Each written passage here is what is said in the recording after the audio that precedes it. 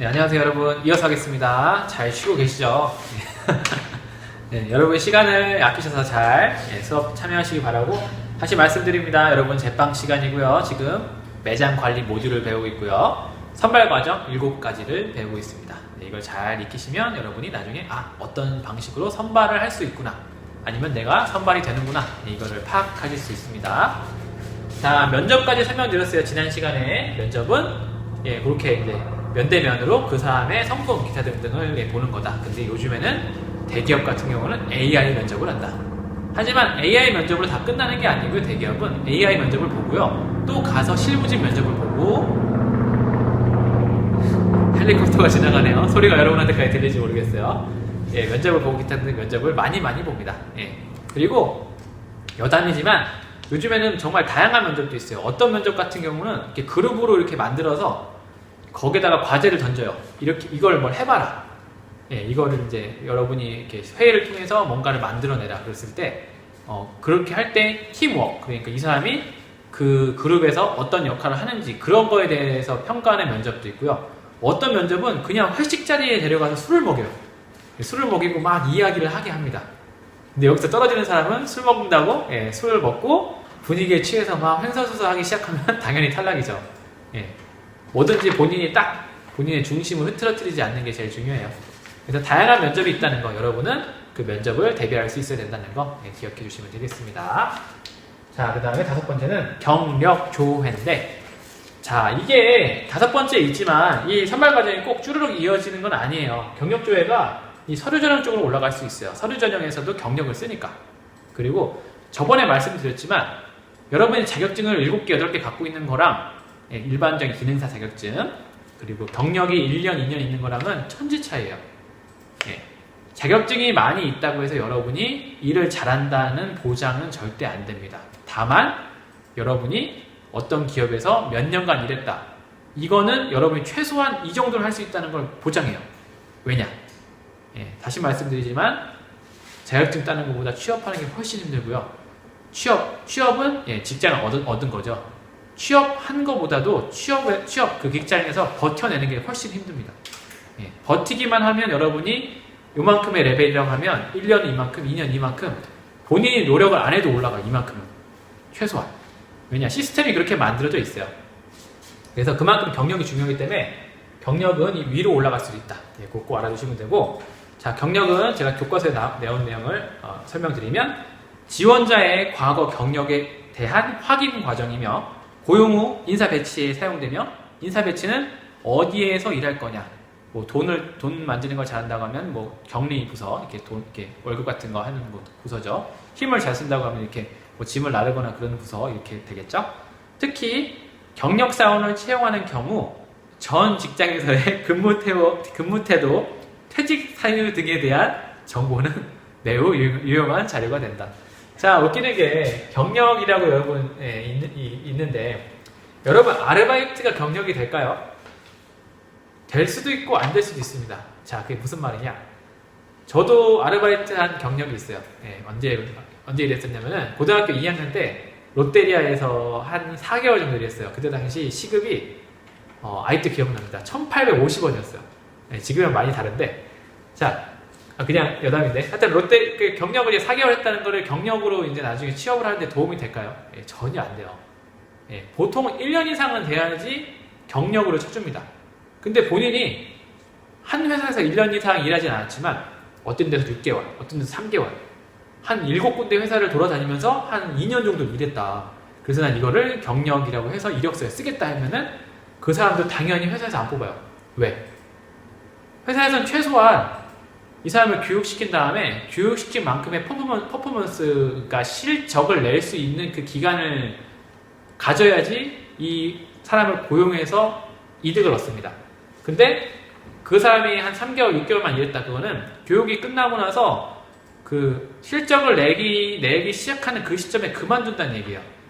그러니까 이렇게 과거 했기 때문에 이 사람을 뽑아봤자 조금 일하고 배우고 이제 슬슬 회사의 이득을 취할 만큼의 실력을 갖추겠다 할 시점에 그만둘 확률이 높기 때문에 절대 뽑지 않아요. 자, 그러면 어떻게 되느냐? 그 사람은 경력을 이력서에 쓰면 안 됩니다. 그건 경력이 아니라 오히려 그 사람을 그 사람에 대한 그 안 좋은 걸 더 부각시키는 거죠. 그리고 여기 이제 정말 중요한 게 나오는데, 전 직장에서의 근무 태도, 이걸 어떻게 알 수 있을까요? 자, 이게 어떻게 알 수 있느냐? 여러분이 만약에 제빵 업계에서 일한다고 칩시다. 지금 강릉에서 유명한 빵집 있죠? 그 빵다방. 거기 막 그 기타 뭐 무슨 빵이죠 그게? 아, 그게 기억이 안 나네요. 콩가루 이렇게 묻힌 인절미 빵 팔고요. 그리고 그 베이커리 가루라고 지금 오래오래 된 지금 가장 이제 강릉에서 큰 빵집 있고요. 손병호 베이커리라고 또 역사 좀 있는 빵집 있고 이렇게 있는데, 내가 강릉에서 빵을 하는 사람으로서 계속 일을 하는데 베이커리 가루에서 일했다가 빵다방으로 옮겨갑니다. 그러면은 안 그럴 가능성도 있지만 거의 그럴 가능성이 큰 게, 그 같은 업계의 동종의 그 사장님들은 대부분 알아요. 그래서 야, 누구누구 거기서 어떻게 일했었냐? 이러면은 어떻게 일했어요? 이걸로 그 사람의 모든 게 그냥 끝납니다. 그래서 근무 태도가 참 중요한데, 여러분도 마찬가지. 여러분도 근무 태도가 아니라 평소에 학교 생활이 정말 중요한 게, 선생님들도 여러분을 평가하지만 여러분 친구들도 여러분을 평가해요. 자, 이게 무슨 말이냐? 나중에 여러분이 직장을 갖게 되는 순간에 갑자기 어떤 친구에 대해서 이제 누군가에 대해서 알려줘야 될 상황이 왔어요. 그러니까 내가 A라는 친구에 대해서 궁금한 거야. 이 사람을 채용해야 되니까. 근데 알고 봤더니 A라는 친구를 알고 있던 예전에 학교 동기였던 애를 내가 알아. 그러면은 얘한테 물어보겠죠. 얘 학교 다닐 때 어땠어? 네. 여기서 답 나오겠죠. 그러니까 여러분은 꼭 누군가에게 내가 비춰주는 모습이 좋게 보여야지, 이건 아니지만 최소한 내가 스스로 학교 생활을 열심히 하시는 게 나중에 미래에 발전하고 좋아질 확률이 훨씬 높아지는 거죠. 이 사회는 혼자 살아가는 게 아니에요. 누군가와 다 의사소통하면서 이렇게 같이 사는 거지. 그러니까 꼭 친구들한테도 두루두루 잘 하시기 바랍니다. 잘 사귄 친구가 나중에 여러분께 큰 도움을 줄 수도 있으니까 꼭 기억하시기 바라요. 자, 그렇게 해서 경력을 조회한다. 그리고 공무원 같은 경우는 범죄의 경력도 조회합니다. 이 사람이 범죄가 있냐 없냐. 범죄가 있으면 절대 채용 안 돼요. 저는 범죄 없습니다. 그래서 채용된 거예요. 자, 그 다음에 신체검사. 자, 신체검사인데, 신체검사는 여러분 쉽게 아시겠죠? 뭐 시력이 어떻냐, 아픈 데가 없냐, 뭐 팔다리가 멀쩡하냐. 여러분이 빵 생산하는 공장에 들어간다고 하는데, 만약에 손이 이렇게 불편해서 한 손을 쓸 수가 없다고 생각해 봅시다. 그럼 이 사람을 채용할 수는 없죠. 만약에 빵 공장에 일하는 걸로 들어가지만 그 안에서 컴퓨터를 다룬다든지 마케팅을 한다든지 이렇게 머리를 쓰는 일을 한다고 했을 때는 손에 그 부자연스러움의 유무가 상관이 없죠. 하지만 이 손을 직접 써야 되는 일인데 손이 불편하다. 이러면 당연히 채용이 안 되겠죠. 그렇게 신체검사 중요하죠. 여러분 남자분들은 신체검사 다 봤죠? 언제 봤죠? 군대 가기 전에 봤습니다. 자, 군대를 안 가는 방법 중에 하나가 예전에 그것이 알고 싶다 나왔었는데, 본인이 그 손을 이렇게 안 좋게 해가지고 이제 안 가는 경우가 몇 번 좀 나왔었어요. 근데 전 그건 아니라고 봅니다. 군대 그냥 갔다 오면 되는데. 여러분 중에서도 혹시라도 벌써부터 이제 당장 벌써가 아니죠.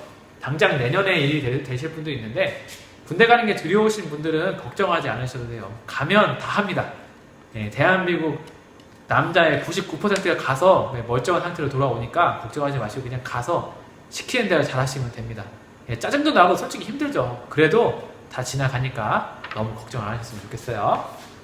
자, 그렇게 신체 검사합니다. 자, 그리고 마지막으로 채용을 결정하고 선발을 합니다. 자, 이게 어떻게 보시면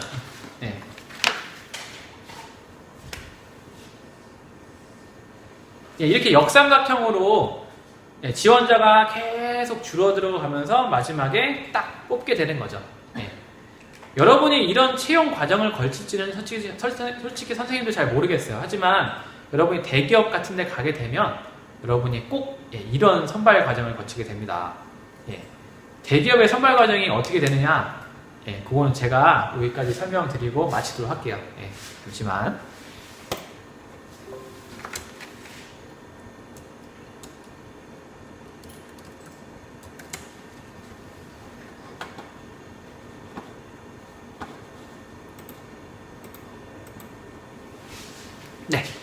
자, 대기업은 선발 과정이요. 이렇게 된다고 합니다. 네, 우리나라의 가장 큰 기업이 어디죠? 예, 우리나라 주식 시장에서 시가총액이 가장 높은 곳은 삼성입니다. 삼성전자인데,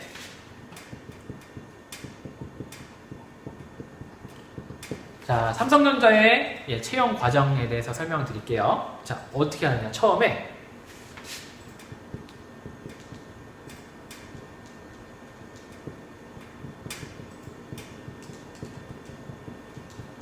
자, 스크리닝 검사라고 해서 서류 전형을 해요. 서류 전형. 예, 서류 전형을 통과하시면 예전엔 SAT라고 해서 SAT라고 했는데 지금은 GSAT로 바뀌었대요. GSAT라고 여기 선발 시험을 봅니다. 선발 시험.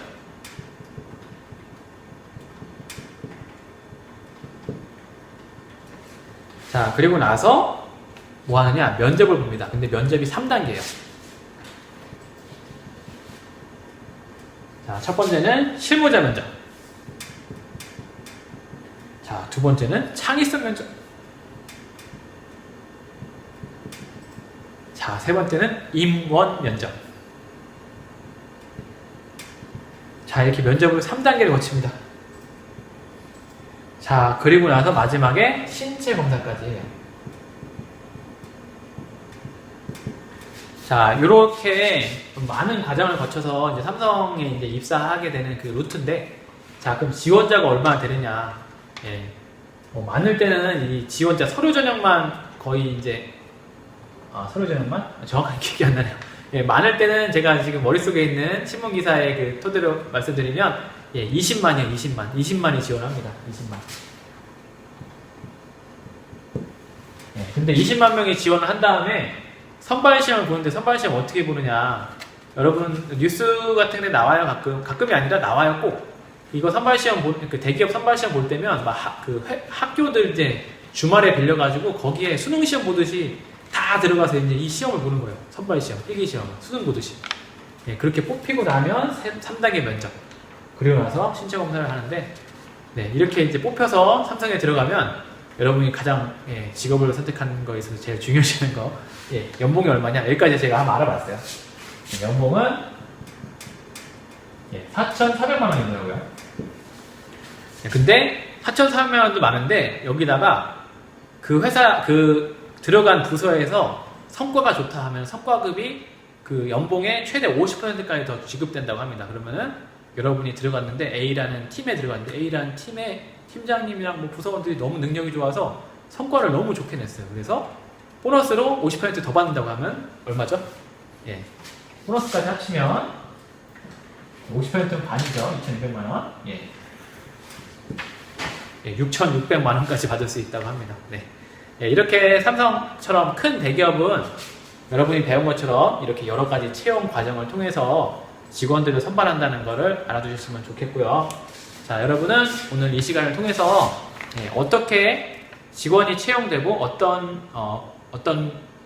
채용되고 어떤 단계를 거치고 그 단계에서 어떤 게 중요하고 이게 왜 중요하고 이런 걸 배웠습니다. 그래서 여러분 앞으로 여러분이 사장님이 되는 입장이라고 하면 이런 채용 방식을 통해서 직원을 뽑아야지 생각하시면 될 것 같고요. 여러분이 취업 희망자로서 취업을 하겠다는 그 입장이 된다고 하면 면접에서는 이게 중요하니까 나는 이걸 준비해 놔야지. 서류 전형에서는 이게 중요하니까 이걸 준비해 놔야지. 이렇게 뭔가를 여러분이 준비할 수 있는 그런 계기가 됐으면 좋겠습니다. 자, 이번 시간 여기서 마치겠고요. 수고 많으셨습니다.